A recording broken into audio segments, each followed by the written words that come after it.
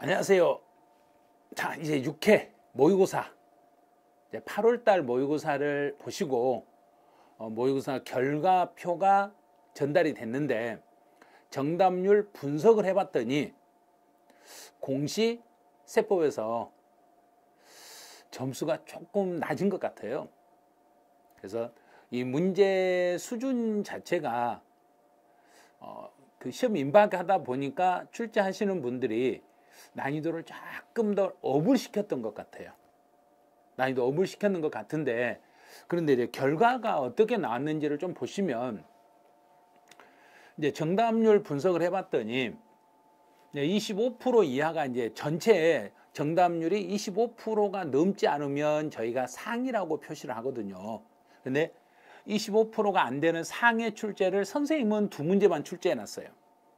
그런데 시험을 보시는 분들이 상을 6문제로 만들어 버린 거예요. 그러면 6문제가 25% 안 됐다는 이야기예요. 그만큼 난이도가 어려웠다는 이야기예요. 조절이 한 4문제 정도는 난이도 조절 실패가 됐다는 이야기예요. 그다음에 61% 이상이라고 해서 이제 난이도 하의 문제를 출제를 5문제를 출제하셨어요. 이 정도는 누구든지 평균 60% 이상, 그럼 한 60에서 70, 80%는 정답률이 나올 거다 하고 예상을 하고 5문제를 냈는데 61% 이상 정답률 나온 게 한 문제밖에 없었어요.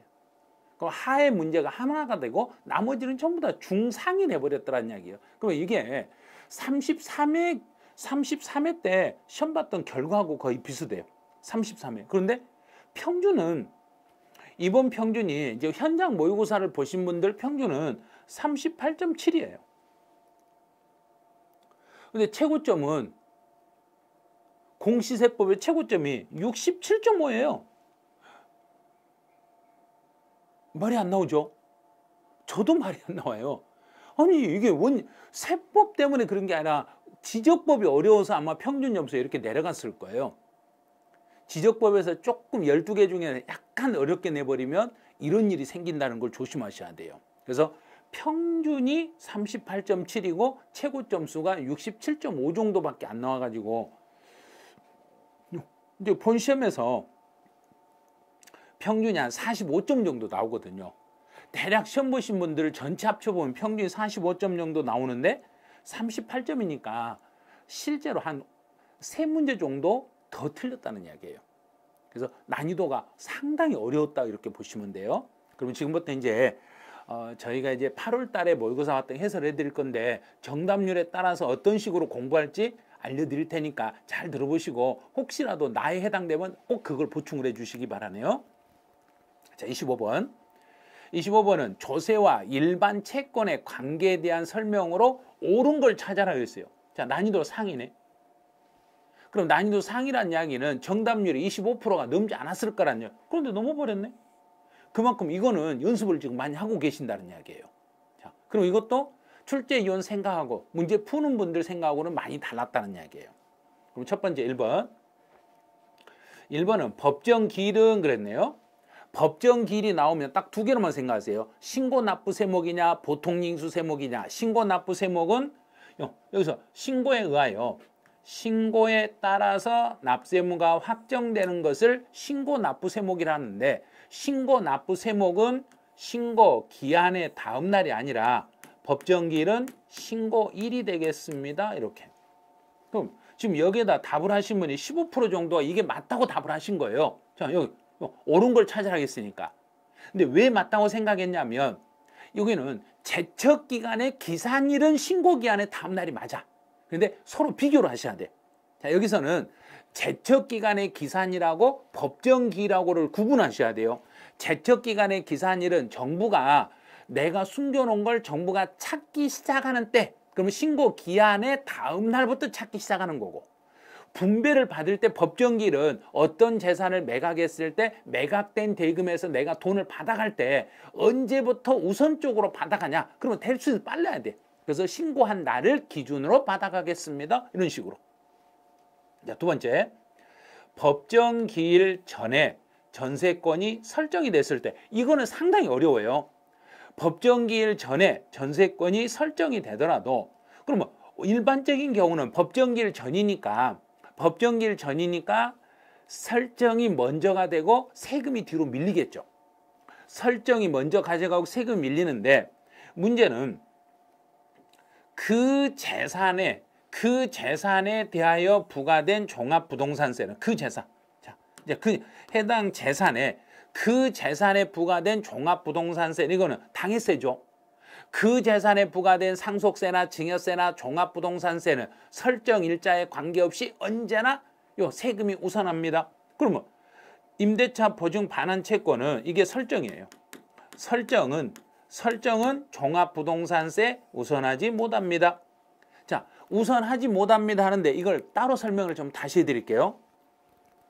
이건 어떤 내용이냐면 이제 주택을 전세를 살고 계신 분들에게 정부가 특별 혜택을 드리기 위해서 법정기일 전에 설정 일자보다 법정기일이 늦으면 그래서 법정기일 전에 설정을 했더라면 상속세와 증여세와 종합부동산세 우선 징수 순서에 대신하여 그러면 상속세나 증여세나 종합부동산세가 우선적으로 가져가는데 정부가 우선적으로 가져가는데 전세 세입자를 보호하기 위해서 정부가 가져간 돈을 전세 세입자들에게 대신 돈을 주겠다는 이야기예요. 그 순서에 대신하여 대신 변제될 수 있습니다. 이 말은 이렇게 해석을 하시면 돼요. 자, 우선 징수 순서는 법정기일 전에 이미 설정, 이게 확정일자가 이게 설정이에요. 법정기일보다 먼저 설정이 됐으면 순서는 그 재산에 부과된 세금이 전세권 설정, 보증금 이게 설정보다 앞에서 가져가는데 그 재산에 부과된 세금은 설정 일자에 관계없이 앞에서 가져가는데 여기에 해당되는 세금은 상속세나 증여세나 종합부동산세가 있는데 문제는 이제 법정기일보다 먼저 설정이 됐을 때 그 돈을 가져갈 때 정부가 가져가는 이 세금 한도 내에서 상속세나 증여세나 종합부동산세를 정부가 가져가야 되는데 정부가 가져갈 돈을 전세 세입자에게 대신 나눠주겠다는 이야기예요. 정부가 받는 돈을 그 전세 세입자에게 대신 주겠다. 그래서 대신하여 정부가 받을 돈을 대신하여 전세 보증금을 그 전세권 설정한 사람에게 대신 변제될 수 있습니다. 대신 지급할 수 있습니다. 그러면 정부가 우선적으로 받은 돈을 전세권 설정한 사람에게 그 돈을 양보할 수 있습니다. 이렇게 되는 거예요. 그래서 우선순위 문제를 물어봤을 때는 그 재산에 부과된 세금은 설정보다 법정기일보다 먼저 설정됐든 나중에 설정됐든 그 재산에 부과된 세금은 설정보다 앞에서 가져가고 정부가 가져간 돈을 전세 세입자에게 대신 줄 수는 있습니다. 이렇게 해석만 하시면 돼요. 그래서 법정기일보다 먼저 설정이 됐으면 우선적으로 법정기일보다 먼저 설정이 됐으니까 설정이 먼저 가져가야 맞는데 단 예외적으로 상속세나 증여세나 종합부동산세는 그 재산에 부과된 세금이기 때문에 그 재산에 부과된 세금은 설정 일자에 관계없이 먼저 우선적으로 가져가. 그런데 정부가 우선적으로 가져갔더라도 우선 가져간 그 돈을 전세권 설정한 사람, 전세 세입자에게 대신 정부가 양보하고 정부가 가져갈 돈 한도 내에서 전세 세입자에게 그 돈을 지급해 드리겠습니다. 정부가 그 돈을 대신 그 전세 세입자에게 정부가 받은 돈을 지급해 드리겠습니다. 이렇게 해석을 하시면 돼요. 그래서 여기는 종합부동산세보다 우선하지는 못해요. 우선하지는 않는데 종합부동산세로 받은 그 돈을 전세권 설정한 사람에게 정부가 그 돈을 양보할 수는 있다. 이렇게 해석하시면 돼요. 그다음 3번. 압류한 세금하고 교부 청구한 세금이 있으며 압류가 1번이고 교부 청구가 2번이기 때문에 교부 청구된 징수비는 압류에 관계되는 순서 같은 순위가 됩니다. 이건 틀렸죠. 같은 순위가 아니라 압류가 1번이고 교부 청구는 2번입니다. 이제 4번. 납세 담보물을 매각했을 때는 담보물하고 혹시 압류가 있으면 다른 게 있으면 담보물하고 압류가 있으면 담보물이 1번이고 압류가 2번이네. 그래서 담보물을 매각했을 때 국세 및 강제 징수비는 매각 대금 중에서 다른 국세나 징수비와 지방세에 우선합니다. 이거 맞았네요. 자, 이게 맞는 거예요. 그 다음에 5번은 법정기일 전에 설정을 했어요. 법정기일 전에 설정하면 설정이 1번이고 세금이 뒤로 밀리는데 여기에는 재산세나 자동차세나 지역자원시설세나 재산세에 부과되는 지방교육세나 자동차세에 부과되는 지방교육세만 아니다. 그럼 여기는 취득세네. 취득세를 징수하는 경우에는 법정기일 전에 설정했으니까 1순위가 설정이 되는 거고 2순위가 취득세가 되네요. 그래서 설정이 취득세보다 우선하겠습니다. 그러면 취득세에 우선하지 못합니다. 그랬으니까 틀린 거예요. 이런 문제가 실제 1번으로 시험 문제가 나왔을 때 당황스러우실 거예요. 1번으로 시험에 나와버리면 엄청 당황스러우니까 주의를 좀 해주셔야 돼요. 그래서 1번 문제, 여기 문제는 25번 문제는 4번 이게 정답이에요. 자, 26번. 취득세 과세 표준에 대한 설명으로 옳은 걸 찾아라. 근데 난이도는 이제 중간 정도 수준이라 해서 중간 정도니까 대략 한 30%, 40%, 나왔네. 맞았네. 그러면 여러분들도 중간 정도 수준에서 난이도 출제했는데 출제 의도에 맞게끔 문제 푸신 분, 못 푸신 분이 이제 갈렸다는 이야기예요. 자, 1번. 부동산을 매매로 취득한 경우에 사실상 취득 가격이 시가 표준액보다 시가 표준액과 비교하지 않아요. 사실상 취득 가격으로 가는 거예요. 그래서 사실상 취득 가격보다 적다고 해서 시가 표준액으로 가는 게 아니라 부동산을 매매로 취득했을 때는 사실상 취득 가격을 과세 표준으로 하겠습니다. 1번 탈락. 2번은 지목을 변경했을 때는 가액, 증가한 가액에 해당하는 사실상 취득 가격으로 하겠습니다. 이거 맞았네. 토지의 지목을 변경했을 때는 증가된 가액을 과세 표준으로 합니다. 법인이 아닌 자가 건물을 건축하는 경우로서 사실상 취득은 확인할 수 없다. 자, 확인 안 된다. 사실상 취득 가격 확인이 안 되면 반드시 그 당시에 정부가 정한 시가 표준액으로 가. 시가 인정액이 아니라 시가 표준액으로 갑니다. 확인이 안 되면 시가 표준액. 시가 표준액이 1억 원을 초과하는 부동산을 증여. 1억이 넘었네. 1억이 넘었으면 시가 인정액으로 가는 거죠. 시가 인정액. 그런데 1억이 넘지 않았을 때는 시가 인정액과 시가 표준액 중에서 둘 중에 납세자가 선택한 금액으로 가면 되는데 여기서 1억을 넘어버렸으니까 시가 인정액으로 가고 시가 표준액을 비교하지 않아요. 1억 원이 넘어버리면 반드시 시가 인정액으로만 과세 표준을 정하셔야 돼요. 법인이 아닌 자가 취득하는 개인인 경우에 건설자금에 충당한 차입금이자 건설자금에 충당한 차입금이자는 이거는 개인은 제외 법인은 포함. 그러면 법인이 아닌 자가 취득하는 경우라 했으니까 제외하겠습니다. 자, 이 문제는 조금 난이도가 좀 있는 문제였어요. 그런데 지목 변경은 무조건 뒤에 가액 증가만 찾으라 했죠. 이때 가액 증가는 지목 변경에 실제로 들어간 금액을 취득 가격으로 잡으시면 돼. 그 정답은 2번 이렇게 잡으시면 돼요. 자, 3번, 27번. 취득세가 과세되는 경우가 아닌 걸 찾아라. 자, 여기는 난이도 하라고 출제했어. 그럼 정답률이 60%가 넘을 거라고 출제했는데 정답률은 34.7%밖에 안 났어요. 그 출제위원 생각하고 시험 문제 푸는 분들 생각하고는 너무 다르다는 이야기예요. 자, 과세되는 경우가 아닌 걸 찾아라. 그럼 비과세 되는 걸 찾든지 아니면 아예 과세 안 되는 걸 찾든지 둘 중에 하나 찾으면 되죠. 자, 1번. 공동주택을 대수선했다. 대수선하면 금액에 관계없이 무조건 과세합니다. 대수선은 공동주택을 개수로 인하여 가액이 증가됐더라도 시가 표준액이 9억 이하가 됐을 때, 그러면 9억 원인 경우에는 9억 이하니까 9억이 안 되면 비과세할 거라고 생각하죠. 9억이 넘지 않았더라도 대수선은 금액 관계없이 무조건 과세합니다. 이제 기억났죠? 자, 두 번째. 부동산을 매매로 취득한, 여기에서 많이 속았던 거예요. 매매로 취득했을 때 계약의 해제.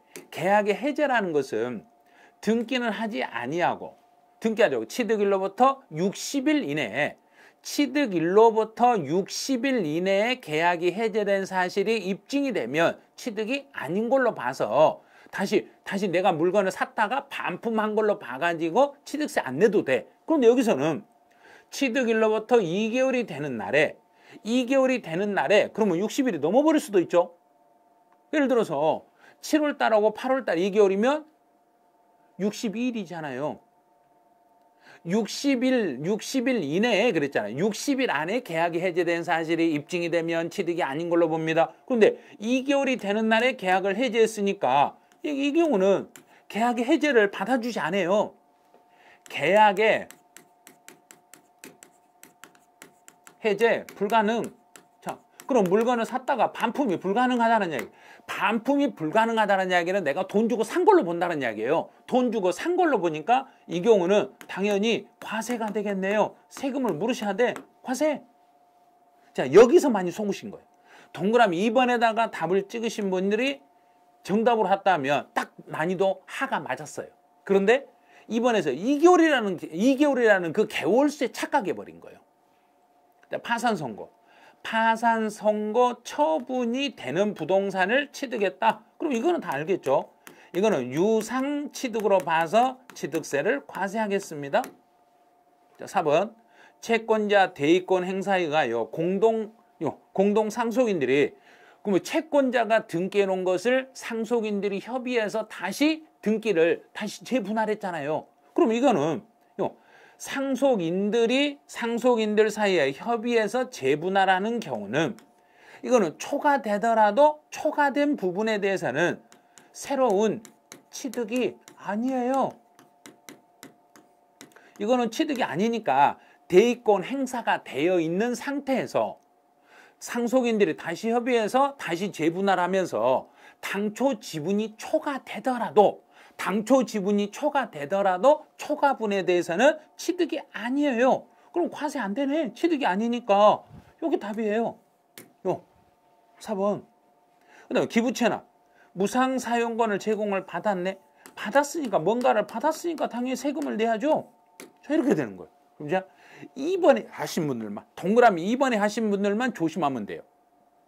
그럼 이제 계약 해제를 다시 마무리해 드릴게요. 유상승계 취득에서는 등기하지 아니한 상태에서 취득일로부터 60일 안에 계약이 해제된 사실이 입증이 되면 취득은 아니에요. 자, 무상.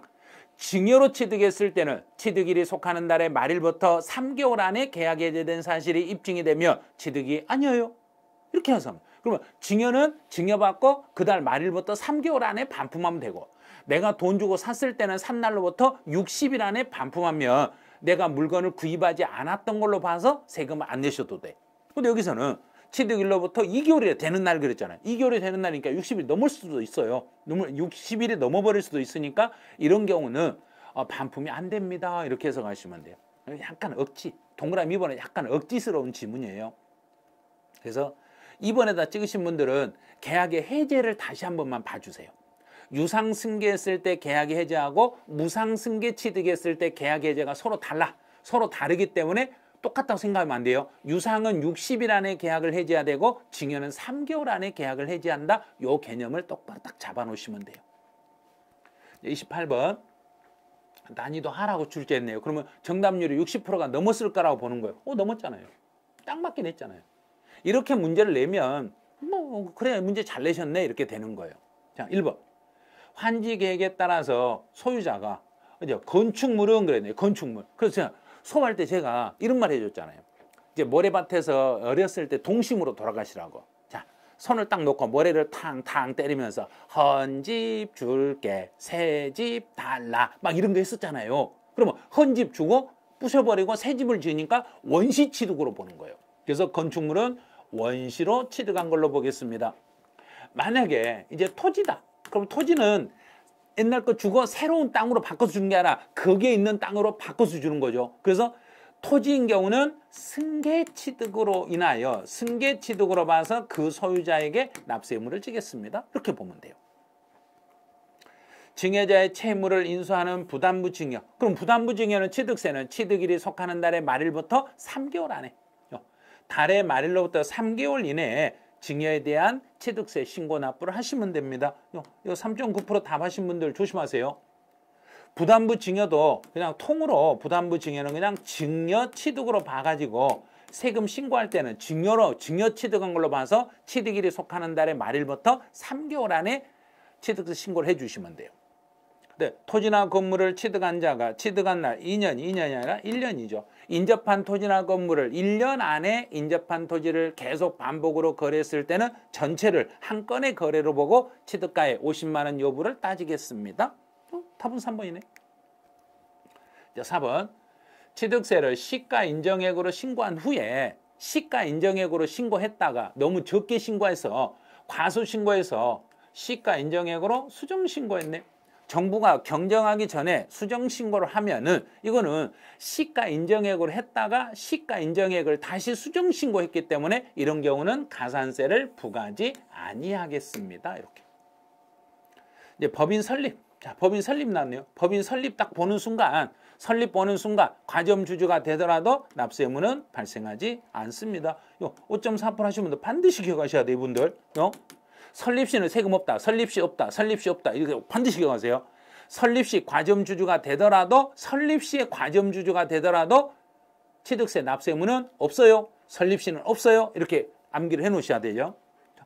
그래서 정답은 3번이 됐네요. 29번. 이제 이것도 문제 난이도를 하라고 냈어요. 근데 정답률은 27% 나왔네. 어디서 많이 속았는가 보세요. 1번 같은 경우 10.4% 하신 분들, 이분들은 생각을 달리 하셔야 돼요. 계속 수업 시간에 일반 과세에서 중과세로 바뀌거나 비과세에서 과세로 바뀌면 그 사유 발생일로부터 60일 안에 취득세나 등록면허세를 신고하는데 이미 낸 세금이 있으면 이거는 이미 낸 세금을 공제해 주는데 이미 낸 세금 속에 가산세가 들어있으면 얼른 기억해 보세요. 가산세가 들어있으면 가산세를 제외. 자, 포함이 아니라 제외. 이거 틀렸잖아요. 여기는요. 가산세를 제외한 금액을 빼드리겠습니다. 자, 두 번째. 여기에서 속으신 거예요. 자, 대도시 밖에 있는 법인이 대도시 안으로 들어왔을 때는 일단 등록면허세니까 3배로 중과세 맞아. 자, 3배로 중과세 하는데 표준세율과 중과기준세율은 요거는 취득세만 사용하는 규정이에요. 중과기준세율은 등록면허세에서는 쓸 수가 없는 규정이에요. 취득세만 사용하는 규정인데 일단 3배만 보고 푸니까 이렇게 문제가 틀릴 수도 있어요. 그래서 중과기준세율이 아니라 표준세율의 3배예요. 여기는 표준. 등록면허세는 무조건 3배 그랬잖아요. 등록면허세는 3배 하는데 시험장에서는 이렇게 꼼수 안 써요. 이런 꼼수를 쓰지 않으니까 그냥 등록면허세는 3배. 그래도 상관없어요. 자, 그러면 37.5%는 시험장에 가면 다 맞추실 분들이에요. 그러면 여기에 37.5% 딱 붙이니까 60% 넘었잖아요. 그럼 난이도 하가 딱 맞잖아요. 여기에다가 찍으신 분만 정답으로 찍었더라면 정확히 난이도 하가 맞았던 거예요. 이제 동그라미 3번. 제척기간이 이미 경과됐네요. 취득세, 제척기간 이미 지나가지고 취득세를 부과할 수 없으니까 등록면허세로 부과할 때 이제 과세 표준은 등록 당시 가격과 취득 당시 가격을 비교해서 둘 중에 납세자가 정한 게 아니라 더 큰 금액으로 가겠습니다. 둘 중에 더 큰 금액으로 가겠습니다. 자, 10.8% 하신 분들은 취득세 제척기간이 예를 들어서 5년이나 7년이나 10년 전에 취득한 물건을 지금 와서 등기할 때 10년 전의 가격과 지금 가격을 비교해서 더 금액이 큰 금액으로 등록면허세 과세 표준을 찾겠습니다. 이렇게 납세자 정한 게 아니에요. 이건 어떻게든지 정부가 세금을 많이 물리려고 하기 때문에 납세자 입장에서는 세금을 적게 내려고 하잖아요. 그래서 많이 물리려고 이런 경우는 납세자가 정하는 걸로 가는 게 아니라 취득 당시 가격과 등록 당시 가격을 비교해서 더 큰 걸로, 더 높은 걸로 가겠습니다. 이렇게 하시면 돼요. 이제 무상취득. 무상취득으로 인한 소유권. 그러면 상속은 제외니까 증여네요. 자, 증여. 증여로 취득했을 때 취득세 세율을 먼저 보세요. 자, 취득세 세율은 일반적인 경우는 3.5%, 비영리 단체가 증여를 받았을 때는 2.8%. 그럼 이 둘 중에 더 높은 거 3.5%에서 취득세 부과할 수 없으면 2% 빼니까 1.5% 이렇게 되겠죠. 그럼 1.5% 이거 맞았네. 이게 답이네요. 그다음에 무덤. 무덤이라는 게 말이 딱 나오면 무덤은 등록면허세를 부과하지 아니합니다. 자, 이거 이렇게 하신 분들은 뭘 생각하냐면 무덤이라는 앞에 멘트가 나오면 취득세는 과세, 등록면허세는 비과세, 재산세는 비과세. 등록면허세 무덤은 과세하지 않는다. 등록면허세 무덤 과세하지 않는다. 이렇게 암기하시면 돼요. 그래서 옳은 걸 찾아라 그랬으니까 옳은 것은 정답 4번에 들어있었네요. 자, 이제 문제 30번. 난이도는 중이라고 출제했네요. 그런데 23.2%니까 이것도 난이도 실패예요. 23.2%가 나온 게 아니라 한 대략 한 40%에서 50% 선 사이가 나왔어야 돼요. 이 정도도. 그래서 재산세, 이게 문제가 어려운 게 아니라 쉬운 문제인데 어렵게 느껴지신 거예요. 이제 공부상의 내용과 사실상의 내용이 달랐을 때는 원칙은 사실에 따라서 세금을 부과하지만 단 예외적으로 허가를 받아야 됨에도 불구하고 허가를 받지 아니하고 허가를 안 받고 공부상의 내용과 달리 이용했네. 그러면 공부상과 사실이 다르니까 원칙은 사실에 따라서 세금을 물려야 되는데 사실에 따라서 세금을 부과하려고 봤더니 오히려 재산세 부담이 낮아져 버리네. 오히려 재산세 부담이 낮아져 버리면 사실에 따라서 부과하지 마시고 공부상 등재 현황에 따라서 재산세를 부과하겠습니다. 근데 이건 맞았네요. 2번 1.9. 1.9가 나오면 50% 이상이 되면 일단 50%가 넘으면은 그 건물은 전부 주택으로 봅니다. 자, 이제 여기다 하신 분들이 23.2%예요. 이분들이 여기다가 23.2를 더하면 대략 한 50%가 넘어가죠. 그러니까 이 지문만 해결했더라면 난이도 분석이 정확히 됐을 거란 얘기예요. 그런데 어디에 함정이 걸렸냐면 허가나 사용 승인을 받지 아니하고 허가나 사용 승인을 안 받았다는 이야기는 건물 자체를 인정 안 한다는 이야기예요. 이건 주택으로 보는 게 아니라 허가나 사용 승인을 안 받았으면 위에 건물이 있어도 건물이 없는 그냥 나대지로 본다는 이야기예요. 그래서 이런 경우는 주택으로 보는 게 아니라 주택으로 안 봅니다. 건물이 없는 나대지로 봐서 종합합산 토지로 해석해 버립니다. 이렇게 해석하시면 돼요. 자, 요 이번 지문은 상당히 난해하게 문제를 출제한 지문이에요. 이제 3번은 토지와 건물의 부속 토지의 소유자가 다르다. 토지 건물의 소유자가 달라도 토지 건물의 가격을 합산한 토지 건물의 가격을 합쳐가지고 전체 총 세금을 계산하고 그 총 세금을 계산해서 나온 금액을 시가 표준의 비율로 안분해가지고 그 소유자를 납세 의무자로 합니다. 건물은 건물 소유자에게, 땅은 땅 소유자에게 납세 의무를 부여하게 하시면 돼요. 전체를 먼저 계산했다가 전체 계산한 세금을 토지 건물의 시가 표준액 비율로 안분해서 각각에게 고지서를 발부하시면 돼요. 공유 재산에 대해서도 전체 세금을 먼저 계산하고 전체 세금을 계산해 가지고 공동소유자 지분 표시가 있으면 지분율로 나누고 지분 표시가 없으면 균등하게 나눠 가지고 그 지분권자를 납세 의무자로 하겠습니다. 이제 물납을 허가하는 부동산의 가액은 과세의 기준일 현재 곧 6월 1일 현재 시가로 평가하겠습니다. 6월 1일 현재의 시가로 평가합니다. 그래서 정답은 2번 됐네요. 그래서 23.2%가 이걸 틀린 거라고 찾아내신 거니 이것만 찾으셨어. 그러면 이제 어디에다 답을 많이 했는가 보죠. 여기다 3번에다 답을 다 해놨어요. 왜 3번이 틀리지 않냐면 토지와 건물의 소유자가 다르면 자 위에 우리 강의할 때 계속 제가 그림을 보여줬잖아요. 건물은 갑이 소유하고 땅은 을이 소유하고 있어도 자 먼저 총 세금 전체 세액을 계산해 가지고 이 전체 세금을 시가 표준액 비율로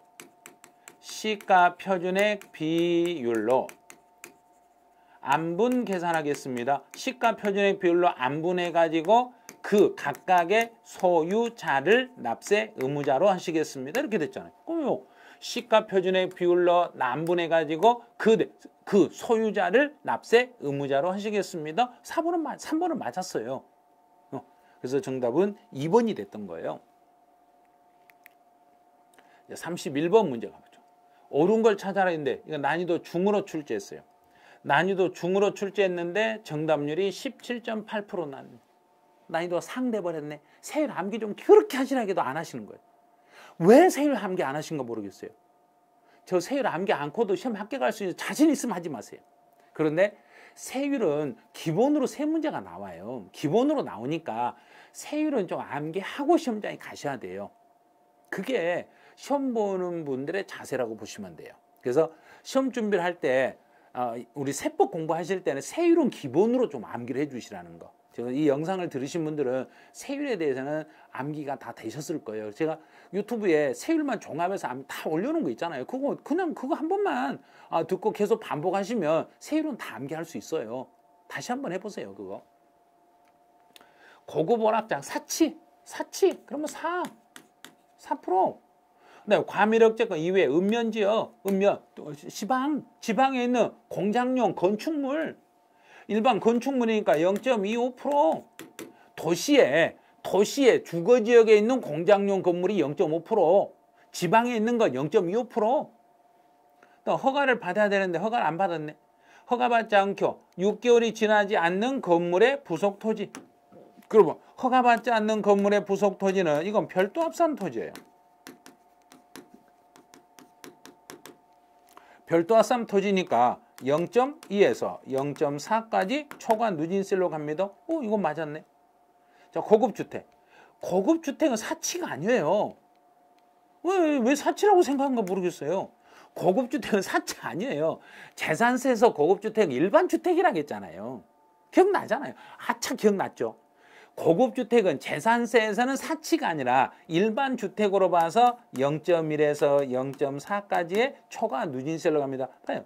여기 하신 분들이 여기다만 붙여서 봐요. 그러면 42%니까 50, 60% 딱 나왔으니까 넘었으니까 난이도 하가 됐잖아요. 봐요. 요 세율 조금만 암기하셨으면 충분히 정답률이 높게 나왔을 거예요. 그다음에 문화재. 지정문화재 안에 있는 주택이다. 지정문화재 안에 있는 주택은 정부가 보호 육성할 필요가 있는 의미하니까 분리과세입니다. 분리과세고 나무 뿌리가 땅속으로 쑥 들어갔으니까 0.07%의 세율로 과세합니다. 1000분의 2가 아니라 0.07%. 여기 18.5% 하신 분들은 일단 분리과세 중에 뿌리가 땅속으로 쑥 들어가면 쑥 들어간 0.07 이런 식으로. 세율은 제발 좀 암기 좀 해주시라고요. 저는 사실 암기 안 하시고 내년에 수업을 들으면 저희는 더 좋죠. 또 고객이 생기니까. 근데 그건 아니란 이야기예요. 세율은 암기해가지고 올해 시험을 빨리 끝내신 게 좋아요. 될 수 있으면 빨리 끝내시라는 거. 그래서 세율 같은 경우는 기본으로 암기를 해주셔야 돼요. 왜? 세 문제가 나오잖아요. 세율에 세 문제 나오는데 암기 안 하고 틀리시면 얼마나 억울하세요. 그건 너무 억울해서 그래요. 그래서 세율 같은 경우는 어떤 식으로 문제가 나와도 풀 수 있을 정도로 대비를 하고 계셔야 돼요. 자, 32번. 자, 난이도 중하고 출제했어요. 저희가 출제할 때는. 근데 50.6% 중간 맞았네. 이건 맞았어요. 이거는 이제 정확히 저 예측하고 맞아 들어갔네요. 주택에 대한 공정시장 가액별. 우리 재산세 공정시장 가액, 토지, 건축물, 주택 세 가지죠. 토지는 70%, 건축물 70%, 주택 60%. 1세대 1주택은 아니라고 했으니까. 만약에 주택이 1세대 1주택이다. 그러면 공시가격이 3억이 안 되면 43%, 3억 초과 6억이 하는 44%, 6억이 넘어가면 45% 공정시장 가액비를 적용하시면 돼. 근데 토지와 건물의 소유자가 달랐다. 토지 건물의 소유자가 달라도 토지 건물의 가격을 합해가지고 총 세금을 계산하는 거예요. 전체 세금을 계산해야 되니까 합산한 과세표준에 주택의 세율을 적용하겠습니다. 자, 여기다가 이거 하신 분들은 조심하셔야 돼요. 주택은 건물 주인하고 땅 주인이 달라도 주택은 토지 건물 합쳐서 건물값 토지값을 다 더해요. 두 개를 더해가지고 토탈 세금을 구하고 이 토탈 세금을 구해가지고 이 세금을 토지 건물의 시가 표준액 비율로 안분해가지고 시가 표준액 비율로 안분을 해. 안분해가지고 그 소유자를 납세 의무자로 이렇게 처리하시면 돼요. 자, 세 번째, 재산세는 500만 원 이하인 경우에는 250 초과 500이 안 됐죠. 그러면 250 초과액을 3개월 이내 기간 동안 분할 납부하게 할 수 있습니다.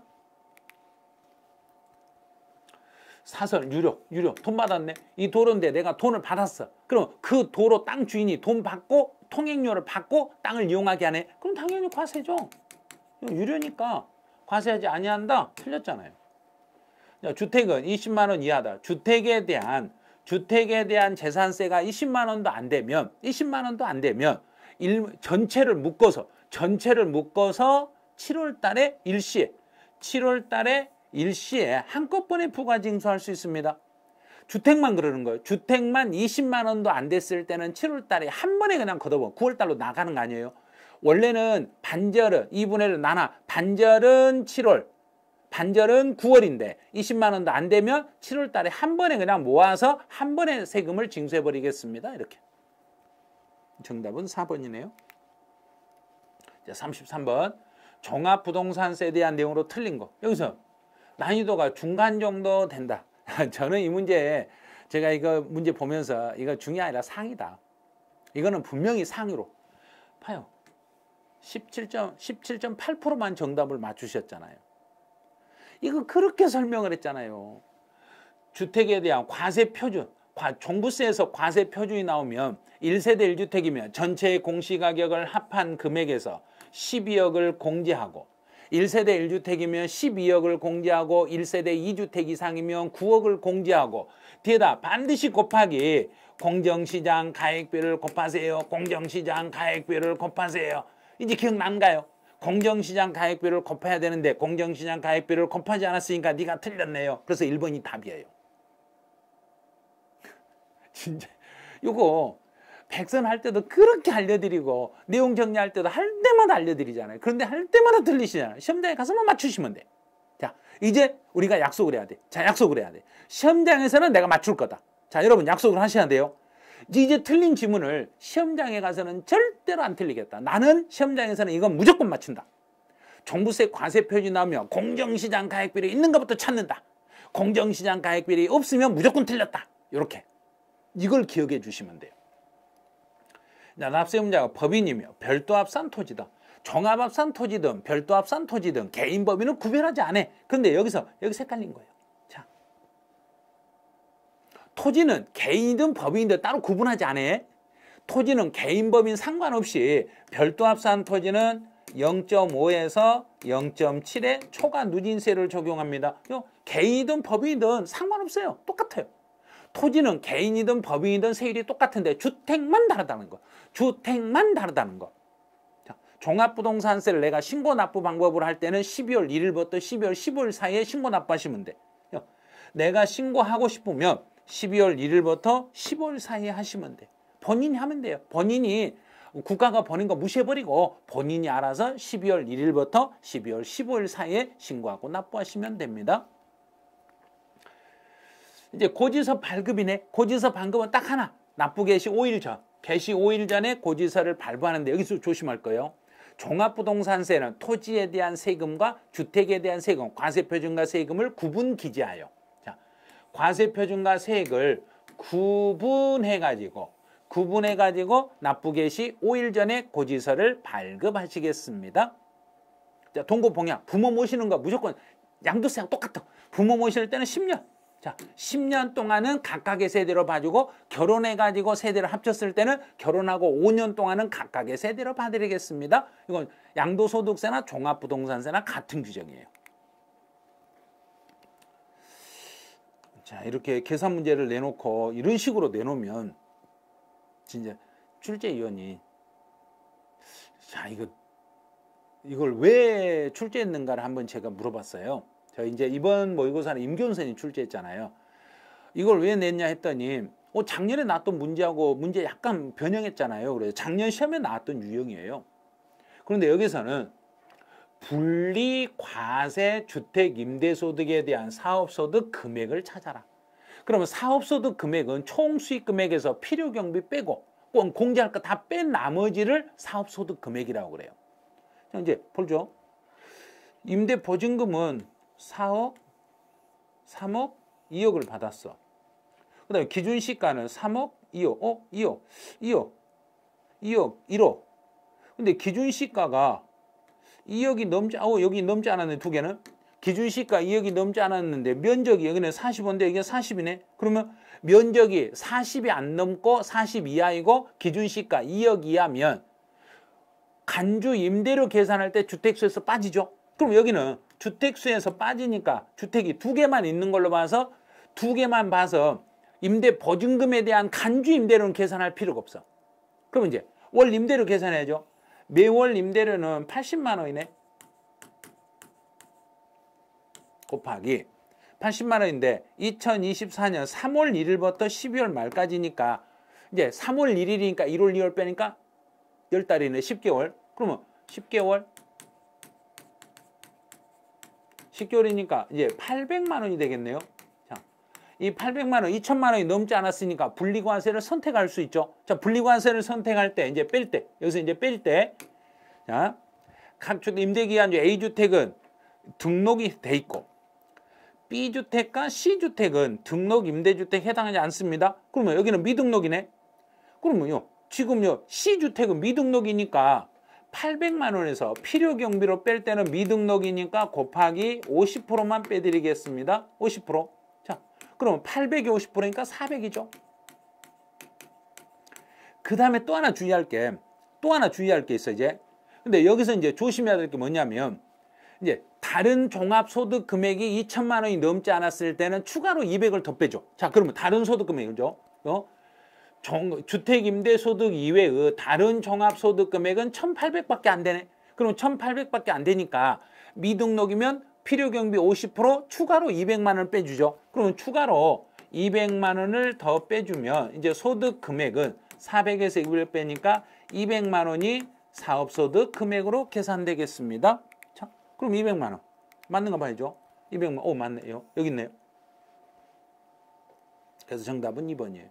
네, 16.2%는 어떻게 잘 맞추셨네요. 근데 찍어도 3번과 4번 찍으신 분은 틀리셨네. 3번, 4번 하신 분들은 어디까지 풀었냐면 간주 임대료에서 소형주택을 빠진다는 걸 일단 풀으신 거예요.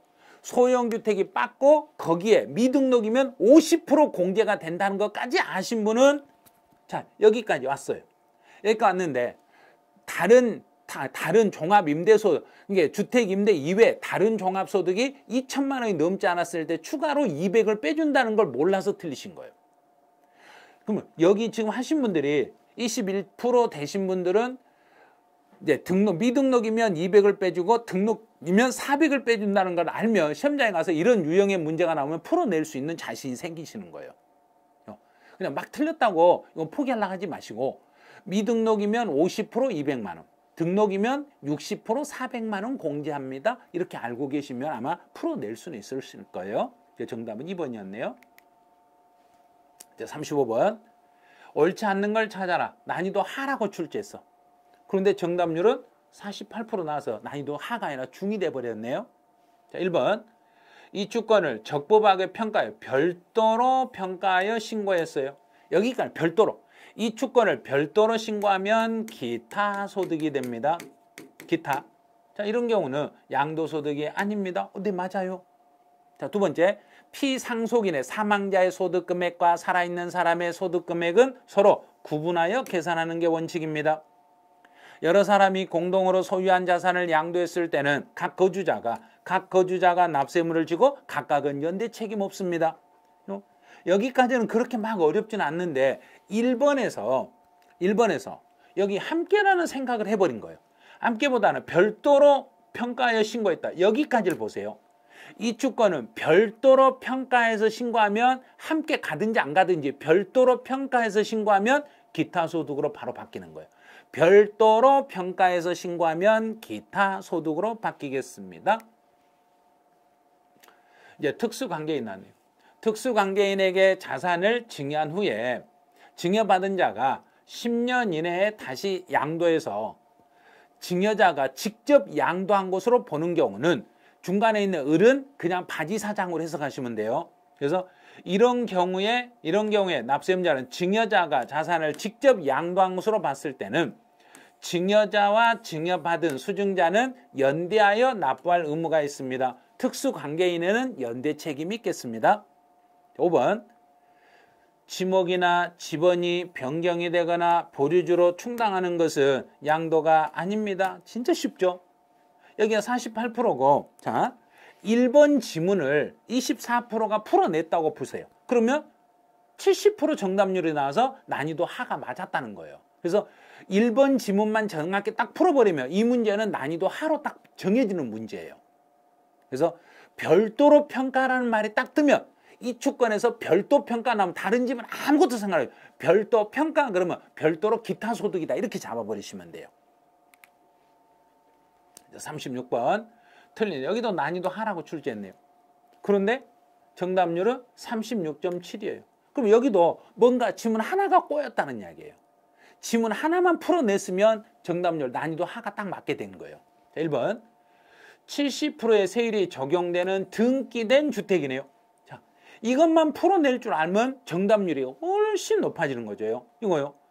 70% 세율이 적용되는 등기된 주택이다. 그러면 주택이니까 70%니까 1년 미만이네.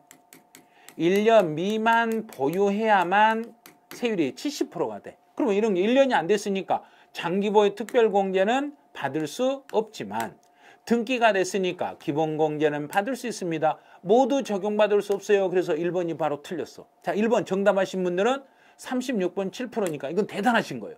엄청나게 많이 알고 계신 거예요. 자, 두 번째. 농지를 교환했을 때는 쌍방 토지가액의 차익이 큰 편의 4분의 1 이하면 비과세 요건 충족했죠. 비과세 요건을 충족을 했으면 비과세 요건을 충족했으니까 4분의 1 이하인 경우는 여기서 발생하는 소득은 비과세가 됩니다. 네, 맞았네요. 그다음에 세 번째. 주택의 부수 토지는 무조건 비과세를 받는 게 아니라 도시 밖에 있으면 10배, 도시 안쪽으로 들어오면 5배. 도시 안쪽 중에서도 주거지역의 수도권의 주거상업 공업지역은 3배, 그 이외 지역은 5배. 그럼 이제 도시지역 내의 수도권 밖, 그럼 도시지역 내에 있으면 일단 기본 5배예요. 5배를 한도로 하겠습니다. 도시의 수도권의 주거상업 공업지역으로 들어오면 그때만 3배로 바뀌고 나머지 도시 안쪽에 있는 건 전부 5배로 판단해 주시면 돼요. 이거는 집이 하나 있는 사람이 새 집을 사고 새 집 사고 나서 또 팔았을 때 비과세 받을 때 옛날 집을 취득한 날로부터 1년 이상이 지난 후에 새 집을 사고 새 집을 산 날로부터 3년 이내에 정전주택을 양도하면 정전주택 하나만 가진 걸로 봐서 비과세 여부를 적용하겠습니다. 비과세 규정을 적용하겠습니다. 부동산에 관한 권리와 토지는 같은 종류네. 부동산과 토지는 같은 종류이기 때문에 서로 간에는 공제할 수 있습니다. 이렇게 공제할 수 있는 거예요. 이 지문에서는 1번이 답인데 이 지문이 3번 지문을 답으로 너무나 많은 분이 택했어요. 자, 3번에 34% 여기에 붙는다고 생각해봐요. 그러면 70%가 넘어가니까 정답률이 난이도 하가 딱 맞아. 근데 이 지문 때문에 지금 틀리신 거예요. 일단 무조건 도시 안쪽으로 들어오면 도시 안쪽으로 들어오면 5배. 자, 도시 안쪽으로 들어오면 5배. 도시 밖에 있으면 10배. 밖에 있으면 10배. 안쪽으로 들어오면은 5배. 그 도시 중에서도 수도권의 주거상업 공업지역만 3배. 주거상업 공업지역만 3배. 그 이외 수도권에 있는 도시 안에 있는 건 5배. 도시 밖에 있는 건 10배. 이렇게 잡으시면 돼. 자, 요 3번 지문도 무시하면 안 돼요. 익혀놓을 건 익혀놓으셔야 되는 건. 37번은 정답률이 중으로 난이도를 저희가 중으로 출제했는데 정답률이 44.4%니까 이거 맞았어요. 이건 정답률이 어느 정도 저희가 생각한 거하고 거의 비슷하게 나왔어요. 당초 약정에 따른 지급기일의 지연으로 추가로 발생해내죠. 지급기일의 지연으로 추가로 발생하는 것은 취득 가격에 포함하지 아니합니다.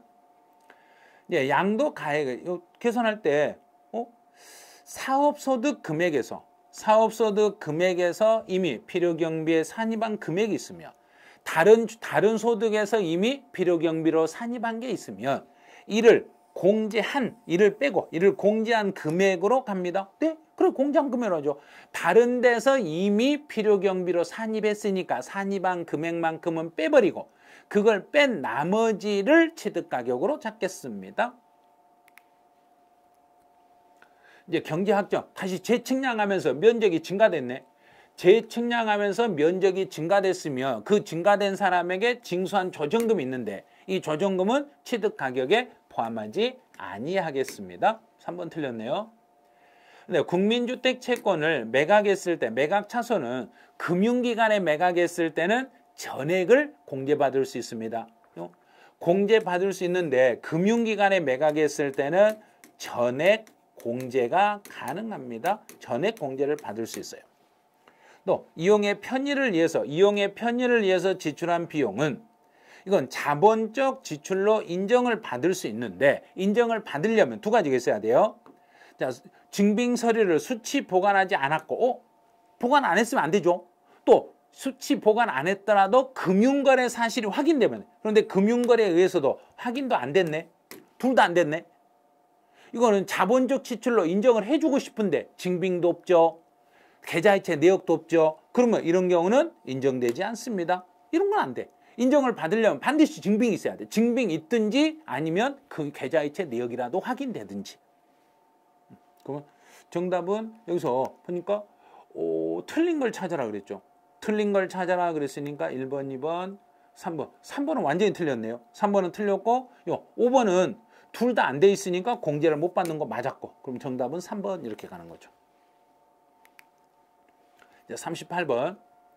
등기된 국내 소재 상가 건물을 직계 존비속. 직계 존비속이니까 증여 인정. 자, 증여 인정이면 갑이 을에게서 증여받고 자, 증여받은 사람이 갑이네요. 그럼 증여한 사람은 을이네요. 을이 갑에게 증여했으니까 납세의무자는 배우자가 직계 존비속 갑 있죠. 받은 사람 수증자. 그래서 갑이 납세의무를 지는데 10년 이내에 을에게서 증여를 받아야 되고 맞았죠. 그 다음에 취득 가격은 갑이 증여받고 10년 안에 팔았을 때 취득 가격은 증여받은 당시가 아니라 을이 취득했을 때 을의 취득 당시 가격을 취득 가격으로 하겠습니다. 이렇게. 자, 니은은 틀렸네요. 디귿. 이제 자본적 지출은 올해 법이 개정상이에요. 자본적 지출은 증여했던 사람이 지출한 자본적 지출과 증여받았던 사람이 낸 자본적 지출 둘 다 모두 필요경비에 포함합니다. 증여했던 사람의 자본적 지출과 증여받았던 사람의 자본적 지출 모두 다 필요경비로 인정을 받을 수 있습니다. 장기보유 특별공제서 보유기간은 이제 증여한 사람이니까 증여한 사람이 을이죠. 근데 갑이 하는 게 아니라 을이 취득했을 때 을의 취득일로부터 양도일까지 보유기간을 찾겠습니다. 이렇게. 자, 그럼 문제에서 뭘 물어봤는 거죠? 자, 요구사항에서 옳은 거 찾아라 그랬어요. 옳은 거. 그럼 기억 디귿. 기억 디귿형이 나와요. 이 문제도 아주 골고루 틀리셨죠. 이렇게 하시면 안 돼요. 이거는 직계 존비속 나오면 2월 과세니까 무조건 증여 인정한다고 잡아놓고 납세의무자는 증여받은 수증자다. 증여받은 수증자니까 증여자는 연대 책임 없다. 취득가격은 증여했던 사람의 취득가격으로 간다. 자본적 지출은 증여했던 사람이 지출한 것이나 증여받았던 사람이 지출한 것 모두 인정한다. 증여받은 사람이 냈던 증여세는 일단 세금을 먼저 내고 증여를 인정하니까 세금을 내고 냈던 증여세는 필요경비로 인정한다. 보유기간은 취득 당시에 나에게 증여했던 사람이 취득한 날로부터 내가 양도한 날까지 그 기간을 보유기간으로 찾겠습니다. 이런 식으로. 이제 39번. 이게 정답률이 중이라고 했는데 이게 저희는 생각이 좀 많이 맞출 거라 생각했는데 이건 또 나중에 상을 만들어 버린 거예요. 자, 왜 그러는 거죠? 신탁 수익권. 그냥 예정신고는 그냥 간단하게 생각하면 돼요. 반기 안 되죠. 달. 예정신고는 달의 말일부터 2개월, 그 달, 한 달 단위로 잘라서 1개월, 달의 말일부터 2개월 안에 예정신고하면 봐요.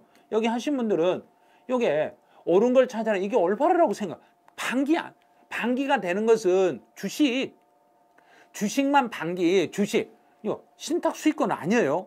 주식은 6개월 단위로 묶어가지고 6개월 단위로 묶은 거. 그 주식만 6개월 단위로 묶고 나머지는 전부 다 1개월 단위로 예정신고합니다. 이렇게. 양도 차익이 없거나 양도 차손이 발생한다고 해서 신고할 의무가 없는 게 아니라 반드시 하셔야 됩니다. 세금 낼 게 없다고 해서 신고 안 하면 안 돼요. 세금 낼 게 없어도 신고는 반드시 하셔야 됩니다. 이제 건물을 신축하고 요지문을 몰라서 많이 틀리셨을 거예요. 건물을 신축한 후에 5년 이내에 그 건물을 양도하면서 취득 가격을 감정가액을 취득 가격으로 인정을 해줬으면 인정을 받았던 그 감정가액에 5%에 상당하는 가산세를 물리겠습니다.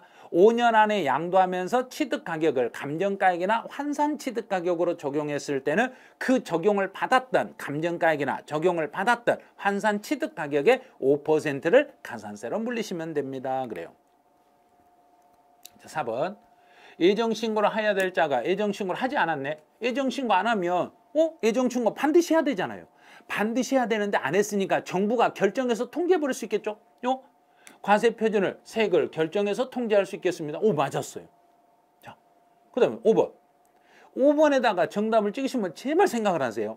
자, 1년에 2회 이상 양도하는 경우에 이미 신고한 금액과 합산하여 반드시 해야 된다. 이게 아니라 자, 2회 이상 하는 경우일지라도 합산 처리가 되어 있는 경우가 있고 안 돼 있는 경우가 있어요. 그럼 2번 이상을 예정신고해 가지고 이미 합산해서 예정신고가 되어 있으면 이 경우는 확정신고를 생략할 수 있어요. 이미 합산 처리가 돼 있으니까 생략할 수 있어. 그런데 합산이 안 돼 있고 각각 예정신고했을 때는 이 경우는 반드시 확정신고 하셔야 돼요. 반드시 확정신고를 이행해야 되겠습니다. 그런데 이미 신고한 소득 금액과 합산하여 무조건 해야 된다. 2번 이상 했다고 해서 무조건 한다가 아니라 합산 처리가 안 돼 있을 때만 확정 신고를 하는 거고 이미 합산 처리가 되어 있는 상태에서는 확정 신고를 생략해도 되는 거예요. 자, 5번 지문이 약간 복잡하게 보이실 거예요. 근데 이 정도 연습을 해야 돼요. 무조건 예정 신고를 2번 했다고 해서 확정 신고를 또 무조건 하는 게 아니고 2번 한 사람이 두 개를 합산해 가지고 합쳐서 예정 신고를 해버린 경우가 있거든요. 합쳐서 예정 신고했을 때는 이미 합산 처리가 됐기 때문에 확정 신고를 생략하셔도 되고, 합산하지 아니하고 따로따로 예정 신고 해놨을 때는 내년 5월 달에 합쳐 가지고 다시 신고를 하셔야 됩니다. 이렇게 조금 어려울 수는 있는데 여기 되신 분들만 조금 정답률을 올렸더라면 여기 난이도 중이 아니라 난이도 하가 될 수도 있었어요. 난이도 하가. 이게 5번 지문만 딱 잡으시면 돼요. 5번 지문만 제대로 잡으시면 시험장에 가면은 이걸 다 맞춰낼 수 있어요. 이제 40번 가보죠. 난이도는 중 그랬는데 21.6%. 이것도 속았던 지문이 한 줄이 있어서 그래요. 외국에서 납부했거나 외국 자산을 양도해서 제가 외국에다 세금 낸 게 있으면 우리나라에 들어와서 세금을 계산할 때 우리나라에서 외국에 낸 세금은 다시 빼줘. 자, 필요 경비로 뺄 수도 있고 세액 공제로 뺄 수도 있어요. 필요 경비 세액 공제를 본인이 선택해서 공제받을 수 있어요. 그래서 필요 경비에 산입받을 수 있다. 네, 맞았어요. 1번이 맞았어요. 자, 2번에다 여기다 정답하신 분들이 여기다 붙였어 봐요. 그러면 정답률이 한 76% 나왔잖아요. 76% 나오면 정답률 난이도 하가 돼버린 거예요. 근데 이걸 여기 생각을 하는 거예요. 환산할 때 양도가액으로 환산할 때는 지금 내가 물건을 팔고 돈을 받은 날, 그리고 돈을 받았으니까 돈 받은 날 수령일 현재, 돈 받은 날 현재 환율로 환산합니다. 양도일 현재가 아니에요. 양도가액은 양도일 현재, 취득은 취득일 현재, 이게 아니라 양도가액은 수령일 현재, 취득가격은 지출한 날 현재 환율로 환산하시겠습니다. 이렇게 가는 거죠. 그래서 양도가액은 수령일 현재 환율로 환산하는 거고 취득가격이나 필요경비는 지출일 현재의 환율로 환산하시겠습니다. 그럼 2번 탈락. 국외자산, 이게 여기다 자본하시면 안 되죠. 국외자산을 양도했을 때는 거주자에 한하여 납세의무를 지는데 그때 거주자, 우리나라에서 5년 이상 살았던 거주자라 했잖아요. 3년이 아니라 5년. 5년 이상 우리나라에 주소나 거소를 둔 거주자에 한하여 납세의무가 있습니다. 환차익은 환율 차이로 인한 이득이지 양도소득은 아니란 이야기예요. 그래서 환차익은 양도소득의 범위에 포함해서는 안 됩니다. 또 장기보유 특별공제는 우리나라 것은 공제되지만 외국에 있는 물건을 팔았을 때는 장기보유 특별공제가 불가능합니다. 그럼 정답은 1번이었네요. 근데 2번에 하신 분들이 1번에다 답을 딱 찍는 순간 그런 정답률 확 올라가는 거예요. 이런 식으로. 자, 그럼 이제 문제를 풀어놓고 보니까 야, 내가 아직 문제 푸는 요령이 부족하네? 그러면 최종 마지막 제가 쪽집게 50선이라고 해가지고 문제하고 문제를 완전 출제 확률이 높은 문제와 핵심 이론 정리를 해서 쪽집게 50선에다가 만들어드리고 강의까지 다 이미 해놨어요. 자, 여기에는 출제 가능성이 높은 지문을 모아서 함정으로 문제를 파는 함정 지문들까지 다 반영이 돼 있어요. 그 다음에 이제 마지막에 다른 자격시험에서 시험에 나왔던 기출 지문을 완전히 반영해가지고 이 쪽집게 50선 지문을 구성했기 때문에 이거 한 2번 정도는 이거 풀어주셔야 돼요. 그래서 어떤 식으로 돼 있냐면 문제에 시험에 나올 수 있는 지문은 최종적으로 문제 지문에다 넣어드리고 바로 밑에다는 이 문제 지문에 안 들어갔던 이론, 보충 이론을 밑에다 다시 달아드린 거예요. 그래서 위에 문제하고 보충 이론을 꼭 한 번에 같이 보셔야 돼요. 한 면을 이 위에서부터 밑에까지 한 번에 쭉 정리하시면 그 부분에서 나오는 내용이 시험 문제로 나올 수 있는 거 완전히 정리가 끝나버린 거예요. 그래서 세법은 쪽집게 50선이면 끝나요. 그래서 100개 문제를 만든 게 아니라 50문제만 만들어서 이론하고 문제하고 이론을 완전히 혼용해서 완전히 체계를 확실히 잡아버린 거예요. 그래서 아직 문제풀이가 부족하신 분들은 동영상으로 지금 수강하실 수 있어요. 메가랜드 홈페이지 들어오시면 홈페이지 들어가서 어디를 치냐면 마무리 특강이라고 있어요. 저 왼쪽에 보시면 수강 신청해서 특강할 때 그거 누르시면 그 왼쪽에 보시면 왼쪽 중간쯤 보시면 있을 거예요. 왼쪽 중간쯤 보시면 그게 마무리 특강이라는 게 있어요. 그 마무리 특강을 클릭하시면 이제 각 선생님들의 마무리 특강 쭉 나오는데 거기에 검색키에 선생님들 그럼 누르면 제 이름이 나올 거예요. 이송원하고 딱 누르면 딱 검색하시면 이제 마무리 특강에서 쪽집게 100선하고 실전 동영이 2개가 뜰 거예요. 그러면 쪽집게 100선이 50선. 자, 저는 세법 50선. 쪽집게 50선 특강 이걸 신청하시면 돼요. 그래서 만약에 들어가서 잘 못 찾고 내가 이걸 신청하고 싶은데 어떻게 해야 될지 모르겠다. 그러면 이제 상담은 1833-3329로 전화하셔가지고 상담을 받으시면 돼요. 이쪽으로 하시면 어떻게 하시면 수강할 수 있으니까 그거 신청하셔도 되고. 이제 교재만 구입하실 분들은 그 메가랜드 홈페이지에 제일 위에 보시면 인터넷 서점이라고 돼 있을 거예요. 그 인터넷 서점을 클릭하시면 거기에서 교재 목록에 세법 쪽집게 50선 하시면 클릭하시면 50선 나올 거예요. 그거 구입해 가지고 문제 풀어보셔도 되고. 근데 대신에 여기는 그 문제도 들어있지만 해설은 완전하게 해설은 없어요. 해설은 없고 해답은 돼 있어요. 해답은 돼 있는데 제가 해설은 이제 9월 달쯤 되면은 이제 9월 달이면 하루 이틀 지나면 이제 해설을 제가 공개해 드릴 거예요. 그래서 쪽집게 50선에 대한 해설도 제 밴드에다가 이송원하고 치면은 밴드가 나오면 제 얼굴이 웃고 있는 얼굴이 나올 거예요. 그 얼굴이 나오면 거기에 가입을 하시면 밴드에 오시면 쪽집게 50선 해설도 제가 무료로 다운받을 수 있게 해드릴 테니까요. 그럼 9월달 되면 제가 올려드릴 거예요. 그럼 저는 이제 8월달 모의고사 해설해드리고 이제 9월달에 딱 한 번 남았어요. 자, 9월달은 저희 메가랜드가 여러분들에게 서비스 안 하는 게 있어요. 메가랜드는 실제 시험장, 고사장 있죠. 그래서 실제 고사장이 강남 대치중에 있어요. 강남 대치중에서 실제 시험하고 동일하게 실제 시험장을 저희가 대관을 해가지고 실제 시험과 동일하게 실제 시험을 보는 장소에서 그 장소에서 한 달 전에 연습을 하는 거예요. 그래서 9월달 모의고사는 지금 실제 고사장에서 시험 보는 게 지금 오픈이 돼 있어요. 메가랜드 홈페이지 들어오시면 모의고사 현장 고사 신청하고 돼 있는 게 있을 거예요. 그럼 거기에 대치 중에 현장에 내가 1차만 하면 1차만 접수하시고 1, 2차를 같이 하시면 1, 2차 같이 하시고 나 2차만 하려다 그러면 2차만 접수하시면 돼요. 근데 감독은 저희 메가랜드 선생님들 중에 일부가 아마 감독으로 들어가실 거예요. 그래서 중간중간 이제 쉬는 시간에 선생님들하고 상담할 일이 있거나 궁금한 사항이 있으면 그때 상담을 해 주셔도 돼요. 그래서 동영상으로 현장 공부하신 분들 중에 모의고사를 한번 현장에서 한번 꼭 보고 싶다. 그러면 9월 마지막에 시험 보는 이게 마지막 모의고사예요. 마지막 모의고사니까 그 모의고사를 실제 현장에서 한번 접수해서 한번 봐보세요. 봐보시면 긴장감이 다르실 거예요. 그리고 저희 선생님들이 감독을 하니까 약간 더 불안하실 거예요.